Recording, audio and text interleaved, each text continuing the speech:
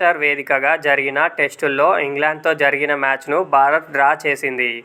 తొలి ఇన్నింగ్స్లో రిషభ్ పంత్ గాయంతోనే క్రీజులోకి వచ్చి హాఫ్ సెంచరీ సాధించాడు.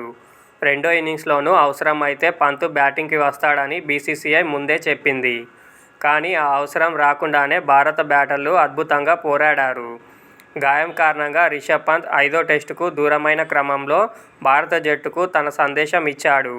చివరి టెస్టులో గెలిచి దేశం కోసం అందిద్దామని పిలుపునిచ్చాడు. నా జట్టుకు ఒకే ఒక్క మెసేజ్ ఇస్తున్నా. గాయ్స్, మనం గెలుద్దాం, దేశం కోసం చేద్దాం.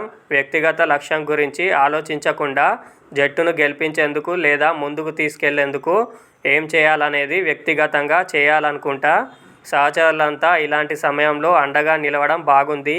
దేశం కోసం ఆడేటప్పుడు జట్టు ఒత్తిడిలో ఉన్నా సరే ప్రతి ఒక్కరూ మద్దతు ఇస్తారు.